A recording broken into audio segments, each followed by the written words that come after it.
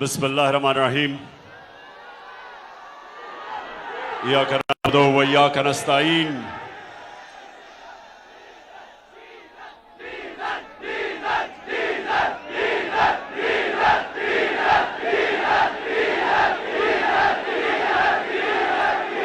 जी ननकाना, मैं अभी महंगाई के ऊपर बात करने वाला था कि डीजल की कीमत ऊपर चली गई। मुझे पता है कि हमारा किसान मुश्किल में है। एक तो डीजल की कीमत ऊपर और दूसरा बिजली की कीमत दुगनी से भी ज्यादा। तो मैं अभी उसके ऊपर आता हूं। सबसे पहले ननकाना, मैं आप सबको आज सलाम पेश करता हूं। माशाअल्लाह। वैसे ननकाना अभी तक मैं देख रहा हूं वहां उधर से लोग आ रहे हैं।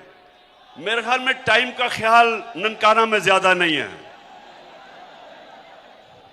2 बजे का टाइम था, अभी तक आपके लोग चले आ रहे हैं। अच्छा ननकाना, पहले मैं पाकिस्तान की बात करता हूं और मैं चाहता हूं उसके बाद आऊंगा ननकाना के ऊपर। और इंशाअल्लाह जो शाह साहब ने कहा कि मेरी पूरी कोशिश है कि मेरी नौजवान आबादी को तालीम दी जाए। और मुझे पता था कि ननकाना में कोई यूनिवर्सिटी नहीं, और इसलिए इंशाअल्लाह हम यूनिवर्सिटीज भी और अभी स्कूल भी बेहतर करेंगे आपके।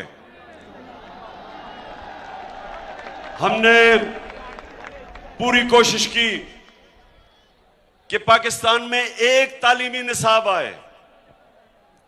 यह क्यों जरूरी है? क्योंकि तालीम के जरिए हम अपने लोगों को नीचा रखते हैं। अमीर के लिए, पैसे वालों के लिए इंग्लिश मीडियम, अच्छी अच्छी नौकरियां पैसे वाले लोगों के लिए, और आम आदमी के लिए हम उर्दू मीडियम, जिससे वो ऊपर ही नहीं आ सकते, 21वीं सदी में नहीं जा सकते। हमने क्या कोशिश की? एक तालीमी निसाब सारे पाकिस्तान के लिए, जो अंग्रेजों का बनाया हुआ निसाब था। पहली दफा पाकिस्तान की तारीख में किसी हुकूमत ने उसको बदलने की कोशिश की, और 5 क्लासों तक सबके लिए एक निसाब, ताकि मेरे अवाम का बच्चा उस निसाब के जरिए पढ़ के मुल्क का वजीर आजम बन सके, मुल्क से बड़े बड़े ओहदे वो भी ले सके, डॉक्टर इंजीनियर बन सके। सिर्फ अच्छी नौकरियां पैसे वाले लोगों के लिए ना हो। तो हमने एक निसाब और 5वीं क्लास तक हमने की पूरी कोशिश। और दूसरी चीज ननकाना, यूनिवर्सिटी, आला तालीम। मैं ये चाहता हूं कि जितनी भी हमारी यूनिवर्सिटीज हो उसके अंदर खास तौर पे टेक्नोलॉजी पढ़ाई जाए। टेक्नोलॉजी का मतलब क्या? मैं आपको मिसाल देता हूं। मियांवाली में मैंने एक यूनिवर्सिटी बनाई है, नमल कॉलेज। नमल कॉलेज में से, क्योंकि टेक्निकल और टेक्नोलॉजी की डिग्रीज हैं, जो बच्चा वहां से निकलता है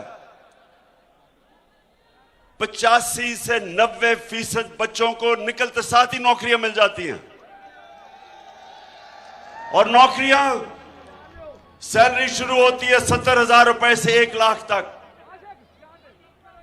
और यह फायदा होता है जब डिग्रीज ऐसी हों कि रोजगार मिल सके हमारे नौजवानों को। तो वो इंशाल्लाह उधर भी हम, अगर हमारी हुकूमत को साजिश के जरिए ना गिराया जाता, बैरूनी साजिश, बाहर से फैसला हुआ कि इमरान खान को हटाना है और इमरान खान को हटा के एक उनका नौकरी करने वाला, जूते पॉलिश करने वाला प्राइम मिनिस्टर लाना है। और मैं फिर से इस हुकूमत का शुक्रगुजार हूं कि वो जो मुरासला छुप गया था, दबाया गया था, मीडिया ने दबाया था कि पता ना चल जाए कि कितना बड़ा मुल्क से गद्दारी हुई, वो मैं इस हुकूमत का शुक्रिया अदा करता हूं कि उन्होंने वो साइफर को उठा लिया और कहते हैं कि इस पे कमीशन बैठेगी। ये तो आपने जबरदस्त काम किया, लेकिन कमीशन आप नहीं बनाएंगे, क्योंकि आपने तो फायदा, आप तो साजिश का हिस्सा थे। कमीशन बनेगी हमारे ऐसे जजेस जो कि जिनकी क्रेडिबिलिटी है, और इंशाल्लाह वो कमीशन बनेगी। जब भी इसके ऊपर तफ्तीश होगी तो यह साबित होगा कि बैरूनी साजिश के तहत हमारी हुकूमत इसलिए गिराई गई कि हम किसी की गुलामी करने के लिए तैयार नहीं थे, हम एक आजाद पाकिस्तान देखना चाहते थे, और हम इन चोरों को एनआरओ नहीं देना चाहते थे। अब ननकाना देखें, मैं आपकी अब थोड़ी सी तरबियत करना चाहता हूं। इस उम्र में सारी दुनिया मैंने देखी है, और मैं आप सबको अपने तजर्बे से एक चीज बताना चाहता हूं कि क्या वजह है कि कई मुल्क कितने खुशहाल हैं, हमारे यहां लोग मरते हैं वीजा लेने के लिए, उन मुल्कों में जाने के लिए, नौकरियां करने के लिए। आप अखबारों में देखते होंगे, टीवी पे, कि किश्तियों में बेचारे लोग जा रहे हैं बच्चों को लेके इन अमीर मुल्कों में नौकरियों के लिए, और डूब जाती हैं किश्तियां, मर जाते हैं लोग। अपनी जान की बाजी लगा के अपने मुल्कों को छोड़ के अमीर मुल्कों में जाते हैं नौकरियां लेने के लिए। तो उनका ना क्या वजह है कि कई मुल्क कितने अमीर हैं और कई मुल्कों के अंदर इतनी गुर्बत है, बेरोजगारी है। तो ये मैं चाहता हूं गौर से सुने।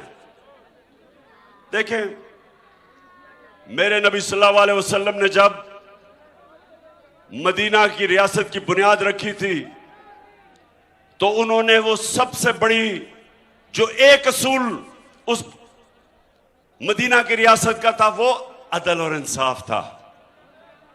ये आपने गौर से सुनना है, क्योंकि आपको नहीं समझ आएगी जब तक आप ये चीज नहीं समझेंगे।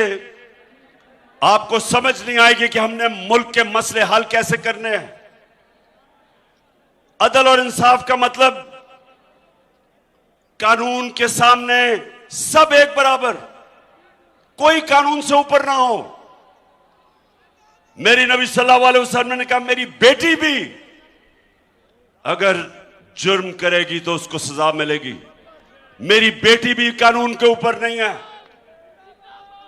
और उन्होंने यह भी कहा कि तुम्हारे से पहले बड़ी कौमें तबाह हुई, जिधर ताकतवर के लिए एक कानून और कमजोर के लिए दूसरा कानून, जिधर कमजोर चोरी करे तो जेल में, और बड़ा डाकू चोरी करे तो उसको एनआरओ मिल जाए।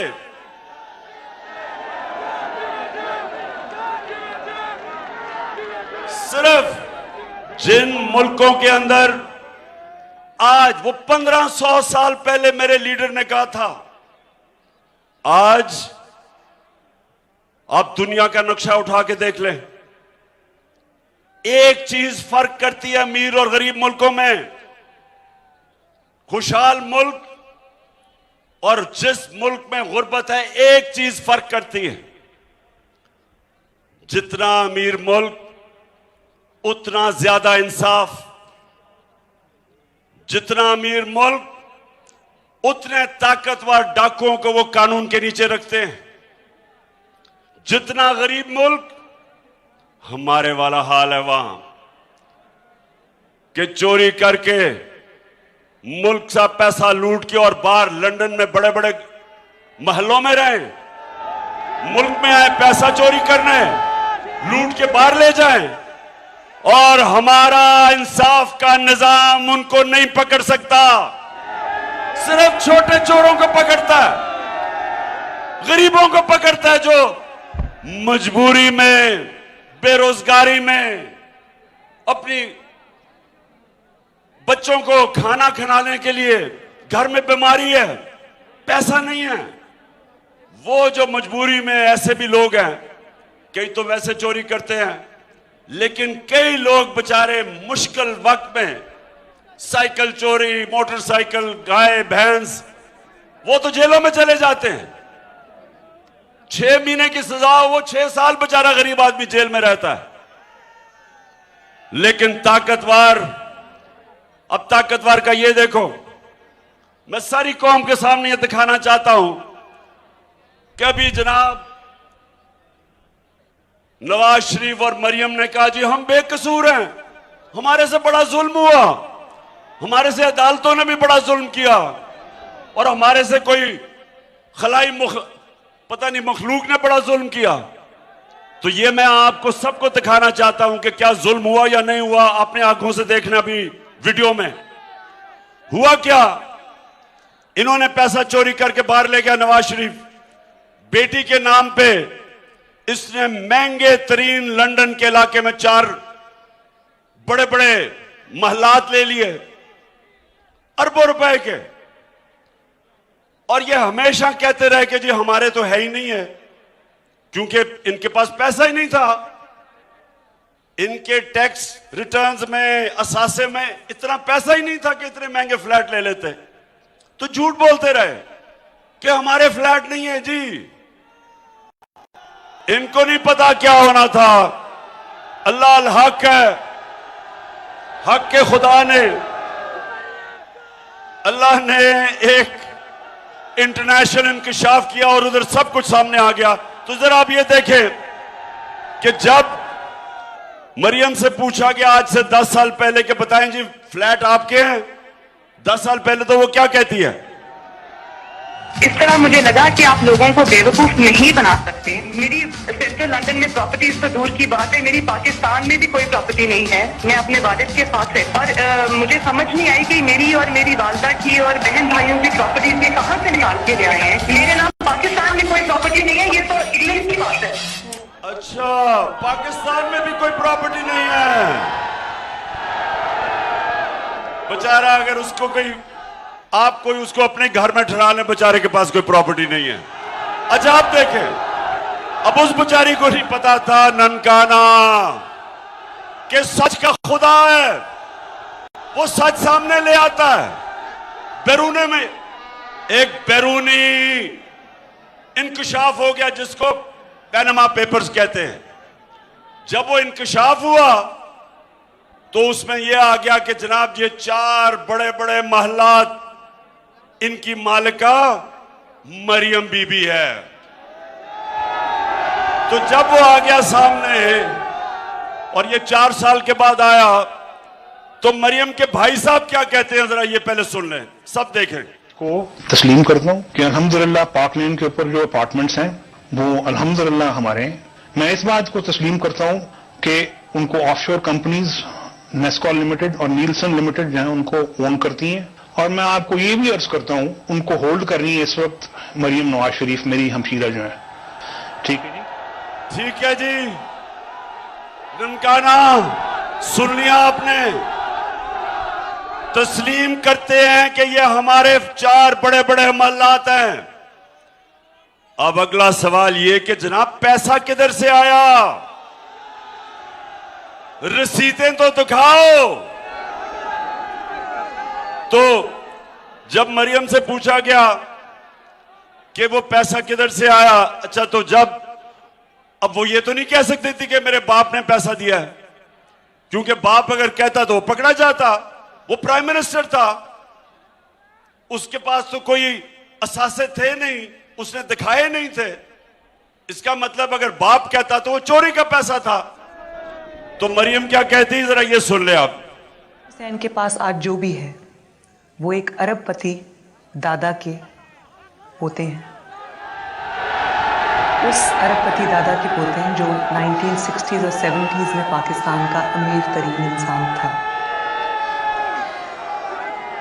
ये जो एसेट्स हैं, ये जो बिजनेस के लिए पैसा है, ये सारा दादा से डायरेक्टली बच्चों को ट्रांसफर हुआ। सुन लिया ना? अब बाप का तो कह नहीं सकती थी, तो उसने कहा मेरे दादा का पैसा था। अब दादा से किसने पूछना था? वो तो अल्लाह के पास चला गया था। तो किसने कहना था? जी दादा का पैसा था, दादा की वजह से हमने ये महंगे महंगी जगह ले ली। लेकिन फिर सुन लो, ननकाना वो हक का खुदा है, सच का खुदा है। वो क्या, अब जो मरियम का दादा था वो शहबाज शरीफ का बाप था, ठीक है ना? ठीक। अब शहबाज शरीफ अपने मरियम के दादा के मुतालिक क्या कहता है, ये सुन लो। मेरे खानदान को 22 खानदानों में शुमार नहीं होता था। मुझे इसके ऊपर बाइस फख्र है कि मेरे वालिद का ताल्लुक एक गरीब किसान के घराने से था। हिंदुस्तान अब ननकाना सुनो जरा, समझ आ गई? नहीं, हाथ खड़ा करके बताओ, समझ आ गई? हाँ, मैं ये बताना चाहता था कि तुम कितने झूठ बोलोगे, चोरी छुपाने के लिए क्या क्या करोगे। और ये मैं अब आपको इधर से बताता हूं कि कौम गरीब कैसे होती है। कौम गरीब इसलिए नहीं होती कि उसमें वसाइल की कमी होती है। कौम गरीब होती है जब इस तरह के डाकू मुल्क के ऊपर मुसल्लत हो जाते हैं, तब तबाह होती है। पहले ये चोरी करते हैं, पहले ये चोरी करते हैं, उसके बाद वो, क्योंकि वो पैसा नजर आ जाए, अगर वो पाकिस्तान में रखें, अरबों रुपए बिस्तर के नीचे तो नहीं रख सकते, बैंकों में रखेंगे तो लोग पूछेंगे किधर से पैसा आया। तो वो चोरी करके पैसा मुल्क से बाहर भेजते हैं, जिसको मनी लॉन्ड्रिंग कहते हैं। डॉलर लेके पैसा बाहर भेजते हैं, उससे मुल्क में, ननकाना नौजवानों सुनो, ये क्या हो रहा है आपके मुल्क के साथ। जब वो डॉलर लेके बाहर भेजते हैं तो मुल्क में डॉलरों की कमी होती है। जब डॉलर की कमी होती है, रुपए की कीमत गिर जाती है। जब रुपया गिरता है, बाहर से जो भी आप चीज इंपोर्ट करते हैं महंगी हो जाती है, मुल्क में महंगाई आ जाती है। तेल महंगा, डीजल महंगा, बिजली महंगी, घी महंगा।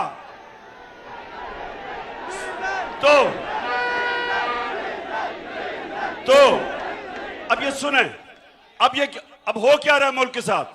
पहले ये पैसा बाहर भेजा, अब पैसा बाहर भेजने के लिए इनको मुल्क के इदारों को कमजोर करना पड़ता है। ये मुल्क के पहले एफबीआर के ऊपर अपना आदमी रखाते हैं, ये फिर नैब के ऊपर अपना आदमी रखवाते हैं, एफआईए के ऊपर अपना आदमी रखवाते हैं। फिर जब ये देखते हैं कि उसके बावजूद पकड़े जा सकते हैं, कानून बदलते हैं। अपनी चोरी बचाने के लिए नैब के कानून बदलते हैं। जब ये नैब के कानून बदलते हैं, सुने, तब भी नहीं ये खुश होते, फिर इनको अपने जज रखने पड़ते हैं। सजाद अली शाह जस्टिस, एक ईमानदार चीफ जस्टिस था, इन्होंने डंडों से सुप्रीम कोर्ट पे हमला करके उसको भगाया, क्योंकि ईमानदार चीफ जस्टिस को यह बर्दाश्त नहीं कर सकते थे। ये जजेस के अंदर तकसीम करते, क्योंकि चोरी बचानी है। इनको अपने जज चाहिए, इनको अपने एफआईए का हेड चाहिए, क्योंकि नहीं तो जो मकसूद चपड़ासी के 4 अरब रुपए आए थे, अगर एफआईए गैर जानबदारी से अगर वो तफ्तीश करे तो पकड़ा जाएगा शहबाज शरीफ। तो अपना एफआईए का हेड बैठाया, अपना नैब का हेड, अपने जजेस के ऊपर ये पूरा कोशिश करते हैं अदालतों को अपने साथ मिलाने की, तकसीम करने की। इनका सारा माजी है। अपने आईजी रखते हैं, ये आईजी भी वो रखते हैं जिस तरह इस्लामाबाद का, जिसके ऊपर करप्शन का केस था, 2 नंबरों को रखते हैं ताकि कंट्रोल कर सके, ताकि वो इंसाफ ना दे, इनको ये कंट्रोल करें।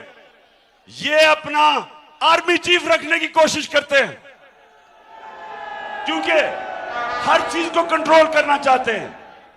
मेरिट की कत्लेआम होती है, कानून की बालादस्ती तबाह होती है, जंगल का कानून आ जाता है, और फिर जब ये इनकी चोरी जब कोई नहीं पकड़ता तो किसी भी ताकतवर की चोरी नहीं पकड़ी जाती, मुल्क लूटा जाता है, मुल्क मकरूज हो जाता है। जब जनरल मुशर्रफ ने इन दोनों डाकुओं को एनआरओ दिया 2008 में, क्या हुआ उसके बाद? क्या हुआ उसके बाद?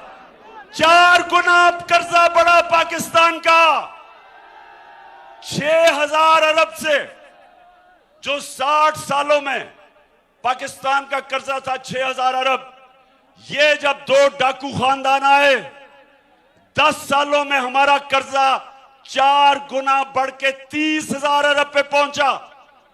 और उसकी कीमत कौन अदा कर रहा है? आप अदा कर रहे हैं, महंगाई के जरिए आप अदा कर रहे हैं। कौम ऐसे तबाह होती है, कौमों को कोई बैरूनी दुश्मन इस तरह तबाह नहीं करता जिस तरह अंदर इस मुल्क में बैठे हुए मीर जाफर और मीर सादक तबाह करते हैं। कोई दुश्मन की जरूरत नहीं होती। और इसलिए आप सब तैयारी करें, मैं आपको कॉल दूंगा और वो ज्यादा देर नहीं है, मैं तैयारी पूरी देख रहा हूं।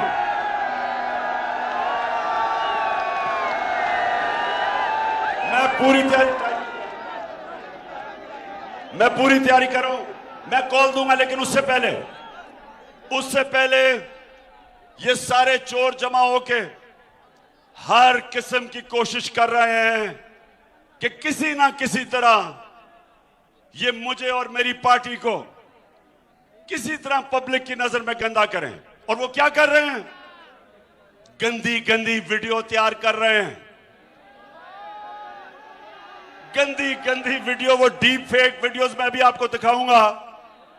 वो घर में बैठ के नई टेक्नोलॉजी के जरिए गंदी वीडियोस और फिर टेप्स दिखा रहे हैं, ऑडियो टेप्स। मैं अदालत में जा रहा हूं कि प्राइम मिनिस्टर ऑफिस और उसके घर की जो सिक्योर लाइन थी, किसने उसकी टेप की और फिर लीक कैसे हुई? किसने की? चलें, अगर आप सर्वेलेंस भी करना चाहते हैं प्राइम मिनिस्टर की कॉल्स की, करें, लेकिन उनको लीक करना यह जुर्म है, यह जुर्म है। और इंशाल्लाह अदालत में जाऊंगा और पता चलाऊंगा कि कौन सी एजेंसीज ये कर रही हैं। क्या मैं कोई दुश्मन हूं मुल्क का? 50 साल से मुझे कौम जानती है, मुझे एक दुश्मनों की तरह और मेरे लोगों को केसेस झूठे, एफआईआर हर रोज कट रही है।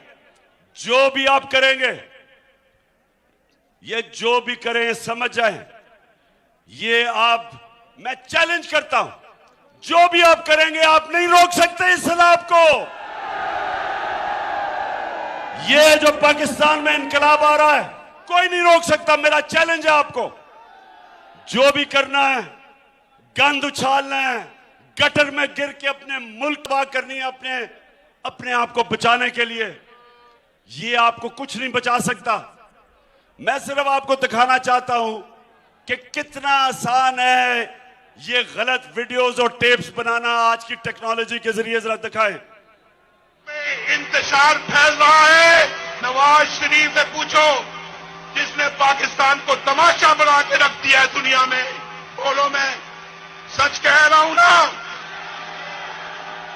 मेरी बात सुनो भाई, मेरी भी ऑफशोर कंपनी मौजूद थी, और वो पैसा कहां से आया भाई, कहां से आया? नवाज शरीफ, तुम दूसरों पे तोहमतें लगाते हो। नवाज शरीफ, तुम सबसे बड़े करप्ट आदमी हो, करप्ट। और लोग जानते हैं, लोग जानते हैं। नवाज शरीफ को तो कोई ख्याल नहीं आया क्योंकि ये पत्थर दिल इंसान है। यानी नवाज शरीफ को तो कोई ख्याल नहीं आया क्योंकि ये पत्थर दिल इंसान है। यानी इंसानों के लिए कोई इसके दिल और दिमाग में कोई गोशा जगह नहीं है। और मैं इस तरह के लफ्ज इस्तेमाल नहीं करता, मगर ये फ्रॉडिया है, फ्रॉडिया। मेरा नहीं ख्याल कि शहबाज शरीफ से ज्यादा इदारों को किसी ने बदनाम किया है, किसी ने उनको सियासत के लिए अपने पेटी सियासी गेन के लिए इस्तेमाल किया है। अगर शहबाज शरीफ को इसी तरह सपोर्ट किया जाता रहा, मुल्क को इसी तरह अंधेरों में झोंका जाता रहा, तो ये फिर मुस्लिम लीग नून के हाथ से भी बात बाहर चली जाए। ठीक है, पहले दिन से भरोसा था कि एक दिन सच सामने आएगा, एक दिन पूरी दुनिया को पता चलेगा कि इमरान खान कोई आम शख्स नहीं है, पाकिस्तान का सबसे बड़ा सर्टिफाइड सादिक और अमीन है। और नवाज शरीफ ने अपनी नाअहली, अपनी नालायकी, अपने साजिशी जहन से, इंतकामी जहन से आज पाकिस्तान को तबाही के धाने पर लाकर खड़ा कर दिया। और नवाज शरीफ आटा समझ गए आप कि ये आप कर रहे हैं क्योंकि ये समझ ही नहीं सकते कि अवाम आज सारी हमारे साथ खड़ी है, कौम आज सारी हमारे साथ खड़ी है। ये चोर एक तरफ खड़े हैं, कौम एक तरफ खड़ी है, और ये हरबे इस्तेमाल करेंगे। मैं सिर्फ अपनी कौम को बताना चाहता हूं कि ये खौफ में हर किस्म के हरबे इस्तेमाल करेंगे। आप तैयार है ना? मैंने आपको कॉल देनी है और इंशाअल्लाह मैं अपनी कौम को, मैं अब सारी कौम को तैयार कर रहा हूं इस कॉल के लिए। और मैं अब चाहता हूं कि आपने सब ने मेरे साथ एक, अच्छा हाँ, मैं उससे पहले इतनी तादाद में जो नानकाना में मेरी बहनें आई हैं, मैं आपको सबको सलाम करता हूं। अच्छा, अब आप सब ने मेरे साथ अब हल्फ लेना है। बिस्मिल्लाहिर्रहमानिर्रहीम। बिस्मिल्लाहिर्रहमानिर्रहीम। हाथ खड़ा करके, हाथ खड़ा करके, हाथ खड़ा कर। मैं यहां से पढ़ूंगा, आपने वहां से रिपीट करना है उसको। बिस्मिल्लाहिर्रहमानिर्रहीम। बिस्मिल्लाहिर्रहमानिर्रहीम। सबने हम हल्फ उठाते हैं, हम हल्फ उठाते हैं कि हम पाकिस्तान के आइन की, कि हम पाकिस्तान के आइन की हमेशा पासदारी करेंगे, हमेशा पासदारी करेंगे। हम पाकिस्तान की खुद मुख्तारी का, हम पाकिस्तान की खुद मुख्तारी का तहफ़्फ़ुज़ करेंगे, तहफ़्फ़ुज़ करेंगे। कि हम कभी भी अल्लाह के सिवा किसी के सामने नहीं झुकेंगे, किसी के सामने नहीं झुकेंगे। और हम पाकिस्तान की हकीकी आजादी की इस जिहाद में, हम पाकिस्तान की इस हकीकी आजादी की जहाद में आखिर तक इमरान खान के शाना बशाना जद्दोजहद करेंगे। मेरे साथ शाना बशाना जद्दोजहद करेंगे, हाथ खड़ा करके। हाँ, और हम हर किस्म की कुर्बानी के लिए तैयार रहेंगे, हम हर किस्म की कुर्बानी के लिए तैयार रहेंगे। अल्लाह हम सबका हामी और नासिर हो, अल्लाह हम सबका हामी और नासिर हो। आमीन आमीन। पाकिस्तान। ननकाना, मैं आपका शुक्रिया अदा करता हूं दिल से, इतनी तादाद में और गर्मी में आप आए, आपका शुक्रिया। और इंशाअल्लाह अल्लाह ने मौका दिया, मैं फिर से ननकाना आऊंगा आपके पास। अल्लाह ने मौका दिया आके, और इंशाअल्लाह हम अपने ननकाना को उठाएंगे, हम इसको एक इंशाअल्लाह खुशहाल सारी डिस्ट्रिक्ट बनाएंगे। पाकिस्तान जिंदाबाद।